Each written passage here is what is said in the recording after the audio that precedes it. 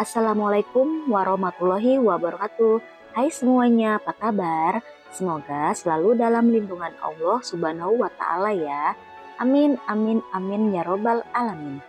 Di video pembelajaran hari ini, kita akan belajar mata pelajaran IPS kelas 8, Kurikulum Merdeka dengan materi kondisi geografis dan interaksi dengan bangsa asing.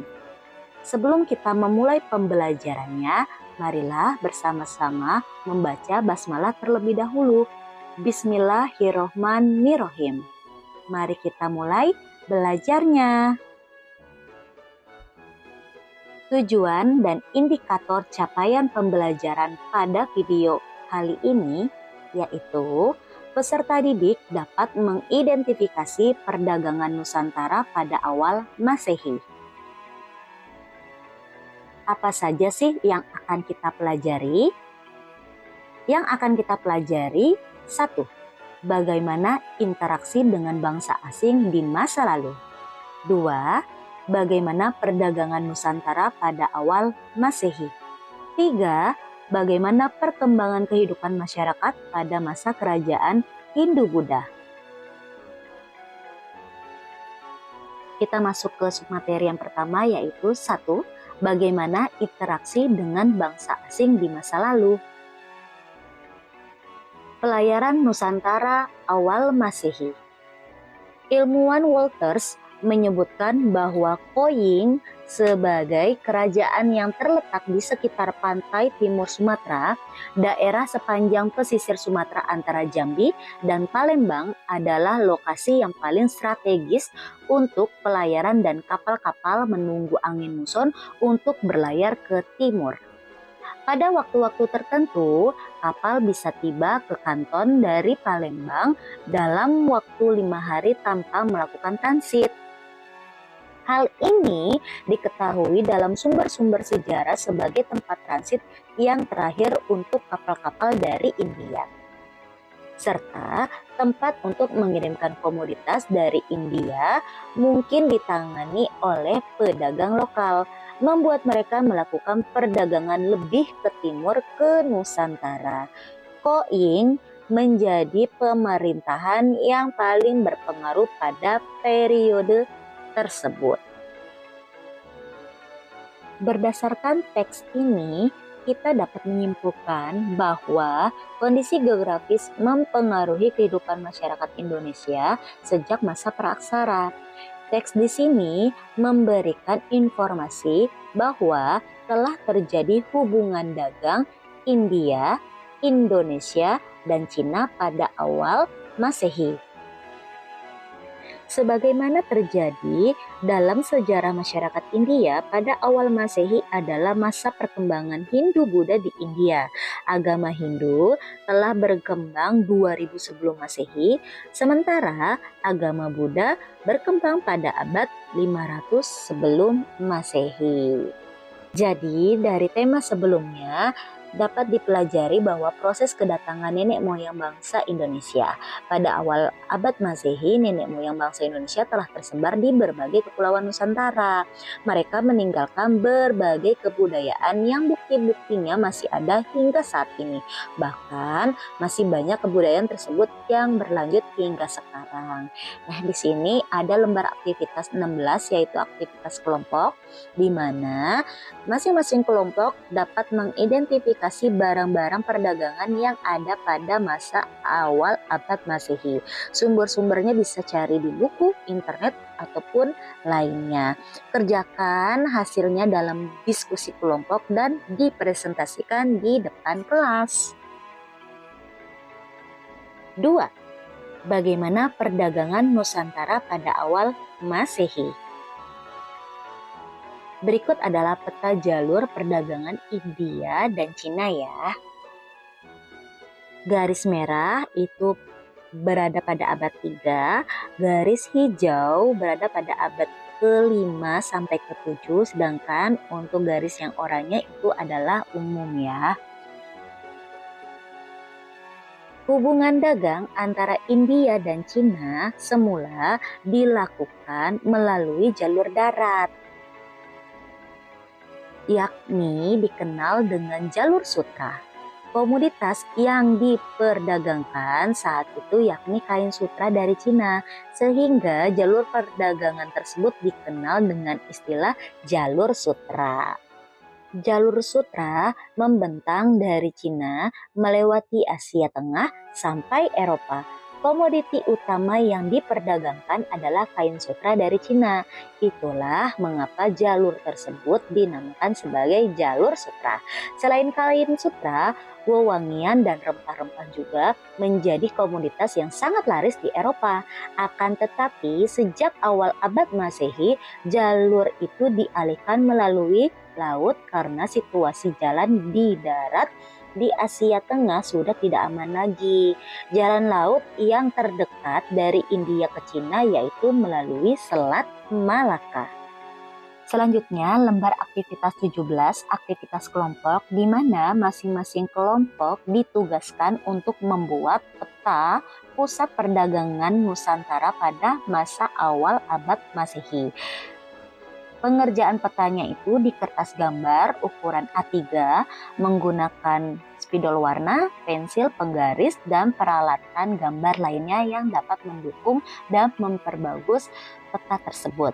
Kerjakan secara berkelompok dan bekerja sama dengan sebaik mungkin, lalu hasilnya akan dipresentasikan dengan model window shopping. 3. Bagaimana perkembangan kehidupan masyarakat pada masa kerajaan Hindu-Buddha? Perhatikan gambar di bawah ini.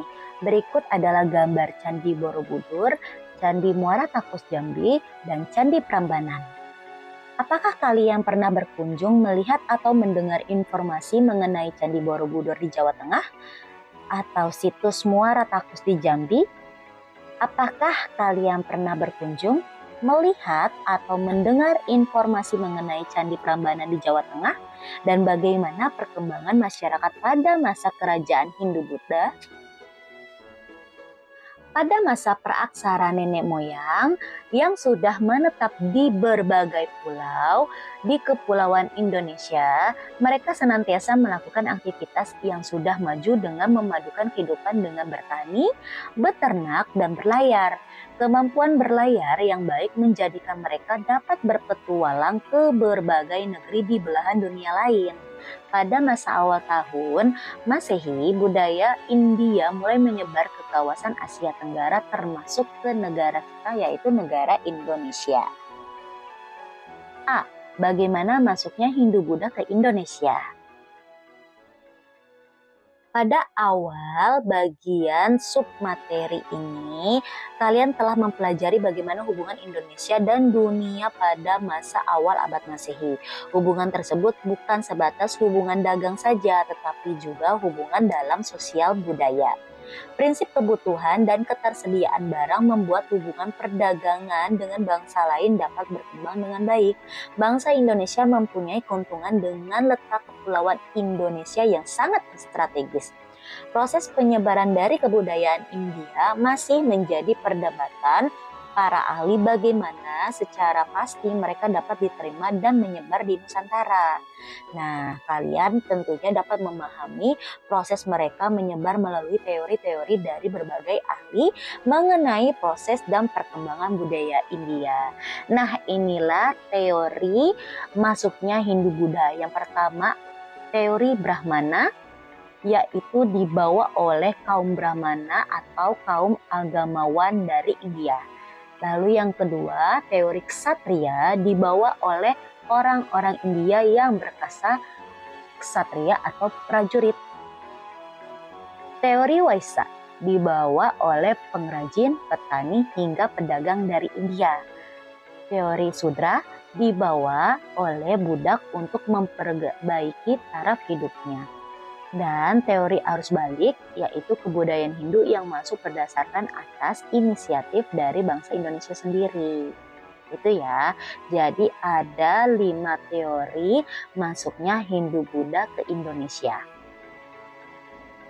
Baiklah, di sini ada lembar aktivitas 18, aktivitas kelompok, di mana di sini kalian akan mengidentifikasi pertama bukti-bukti apa yang memperkuat berbagai teori masuknya Hindu-Buddha ke Indonesia.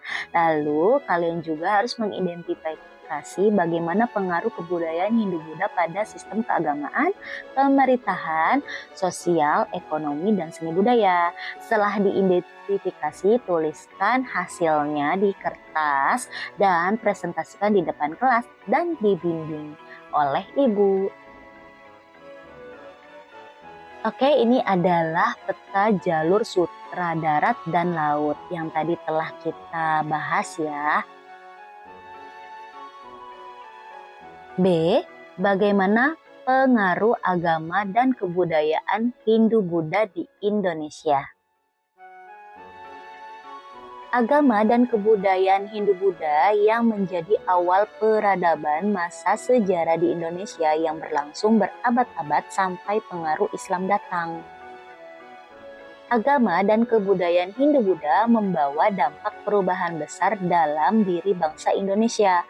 Agama dan kebudayaan Hindu-Buddha juga dapat meninggalkan banyak jejak yang masih bisa dikaji dan dinikmati hingga sekarang. Maksudnya pengaruh Hindu-Buddha membawa perkembangan dalam bidang seni rupa, seni pahat, dan seni ukir. Hal ini dapat dilihat pada relief atau seni ukir yang dipahatkan pada dinding candi. Misalnya, relief yang dipahatkan pada dinding-dinding pagar Langkan di Candi Borobudur berupa pahatan riwayat Sang Buddha. Ini salah satu contoh relief yang dipahatkan di tembok atau di dinding-dinding candi ya. Selanjutnya lembar aktivitas 19, aktivitas individu. Di sini masing-masing mencari tulisan tentang salah satu candi peninggalan masa kerajaan Hindu-Buddha di Indonesia. Carinya di mana? Kalian dapat mencari informasinya itu melalui internet ataupun buku yang berada di perpustakaan mengenai salah satu candi peninggalan masa kerajaan Hindu-Buddha di Indonesia. Tuliskan esai singkatnya di buku latihan kalian dengan menyelesaikan pertanyaan berikut ini ya. A. Apa nama candi tersebut? B. Deskripsi lokasinya. C. Hubungan dengan keberadaan kerajaan. D. Bagaimana fungsi candi pada masa lalu? E. Bagaimana fungsi candi pada masa sekarang? F. Bagaimana upaya melestarikan bangunan candi tersebut? Nah, hasilnya itu diunggah pada blog yang Ibu sediakan. Candi merupakan salah satu hasil kebudayaan pengaruh Hindu-Buddha di Indonesia. Jumlahnya sangat banyak dan sebagian besar berada di Pulau Jawa. Candi-candi ini sebagai salah satu bukti kebesaran kebudayaan masyarakat Indonesia pada masa Hindu-Buddha. Perkembangan kerajaan Hindu-Buddha di Indonesia memberikan informasi dinamika perubahan kehidupan masyarakat di bidang politik, ekonomi, sosial, dan budaya.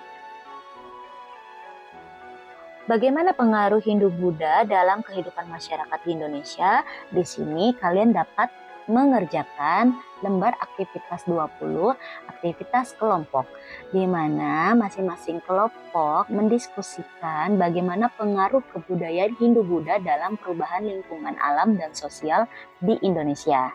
Masing-masing kelompok dapat menggunakan internet atau buku di perpustakaan untuk menggali informasinya ya.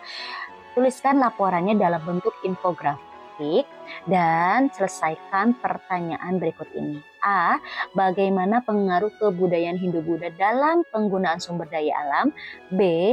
Bagaimana pengaruh kebudayaan Hindu-Buddha dalam persebaran penduduk Indonesia? C. Bagaimana pengaruh Hindu-Buddha dalam pembukaan lahan? Unggah hasil karya masing-masing kelompok peserta didik di blog yang Ibu sediakan. Selanjutnya, simaklah infografik berikut ini mengenai pengaruh peninggalan kebudayaan Hindu-Buddha di Indonesia. Pengaruh peninggalan kebudayaan Hindu-Buddha di Indonesia. 1. Candi. Candi berasal dari salah satu nama untuk Dewi Durga yaitu Candika. Bangunan candi dibangun untuk memuliakan orang yang telah wafat khusus untuk para raja dan orang-orang terkemuka. Candi terdiri dari 3 bagian yaitu kaki, tubuh, dan atap. Contoh dari candi-candi adalah Kompleks Candi Dieng, kelompok Candi Gedong Songo, Candi Kalasan, Candi Sari, Candi Borobudur, Candi Mendut, Candi Kidal, Candi Jago, Candi Singosari, Candi Jawi, dan Candi Jabu. 2. Seni pahat dan ukir. Seni pahat patung hubungannya dengan patung dewa. Pada masa itu, seni pahat patung berhubungan dengan religiusitas. Patung-patung itu menggambarkan dewa atau dewi. Patung Buddha biasanya sama satu dengan lainnya, tidak ada perbedaan yang mencolok. Arca Buddha pada umumnya sangat sederhana dan tidak ada hiasan, hanya memakai jubah. Tanda-tanda lainnya adalah rambutnya selalu keriting. Macam-macam hiasan relief pada candi biasanya menceritakan cerita dari kitab-kitab keagamaan seperti Ramayana, Arjuna Wiwaha, Karma Wibhanga, Kunjara Karna, dan Panji. 3. Barang-barang logam. Arca-arca dari logam juga dihasilkan dari peradaban Hindu-Buddha. Pada umumnya, arca-arca logam berukuran kecil. Arca-arca logam mudah dipindahkan dari satu tempat ke tempat lain. Arca-arca logam sudah sangat jarang ditemukan karena beberapa patung logam dirusak untuk dilebur dan dijadikan barang-barang keperluan lainnya seperti meriam. Barang-barang dari emas juga didapatkan dalam bentuk cincin, gelang, rantai, kalung jamang, dan lain-lain. 4. Kesusastraan. Hasil-hasil kesusastraan pada zaman Hindu-Buddha banyak ditemukan. Biasanya dituliskan di atas daun lontar. Kemungkinan karena ditulis di daun lontar, banyak kesusastraan yang hilang karena mudah rusak. Ditinjau dari isi kitab kesusastraan terdiri atas tutur atau kitab keagamaan, sastra atau kitab-kitab cerita mengenai keagamaan dan kesusilaan, dan kitab-kitab uraian sejarah. Contoh-contoh kitab-kitab adalah Ramayana, Mahabharata, Arjuna Wiwaha, Semara Dana, Baratayuda, Hariwangsa, Gatotkacaraya, Lubdaka, Nagara Kartagama, Sutasoma, Arjuna Wijaya, Kunjara Karna, Calon Arang, Raraton, Sundayana, dan lain sebagainya. Setelah kita mempelajari materi kondisi geografis dan interaksi dengan bangsa asing, kesimpulan apa yang dapat kalian ambil dari materi tersebut?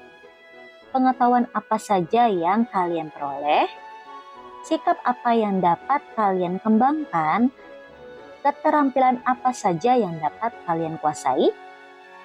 Pada materi ini, interaksi dengan bangsa asing di Indonesia dipengaruhi oleh kondisi geografis yang dilewati oleh jalur perdagangan laut. Lalu, apa yang dapat kita lakukan agar dapat bersaing dengan bangsa asing? Kita juga perlu meningkatkan keterampilan komunikasi dan kolaborasi. Selain itu, penting untuk menguasai berbagai teknologi mutakhir. Perlu kita ketahui, perdagangan Nusantara pada awal Masehi membawa keuntungan bagi Indonesia. Para saudagar Cina dan India melakukan transit sehingga Indonesia mempunyai kontak dengan bangsa-bangsa asing. Kontak dan interaksi tersebut menyebabkan terjadinya interaksi budaya yang sampai kini dapat kita lihat bukti-buktinya. Jadi, dengan adanya perdagangan itu adalah salah satu bukti bahwa terjadinya hubungan masyarakat Hindu-Buddha dari India dan juga Cina ke Indonesia. Selanjutnya, kalian akan mengerjakan proyek dengan membuat kerajinan dari barang-barang bekas yang bernilai jual. Tuangkan ide dan kreasinya sesuai kreativitas kalian masing-masing. Nah, kerjainnya itu berkelompok ya. Dan tentukan ide dan kreasi apa yang ingin kalian buat. Hubungkan ide dan kreasi tersebut berdasarkan kebutuhan yang ada di sekitar kalian. Nah, kirim hasil pekerjaannya kepada ibu dan kita akan presentasikan. Sekian pembelajaran hari ini, semoga bermanfaat dan terima kasih telah belajar bersama. Mohon maaf apabila terdapat kata-kata yang kurang berkenan. Yuk berteman dengan ibu dari sosial media yang telah ibu cantumkan di gambar berikut ini. Sampai ketemu di video pembelajaran berikutnya. Ibu akhiri, wassalamualaikum warahmatullahi wabarakatuh. See you.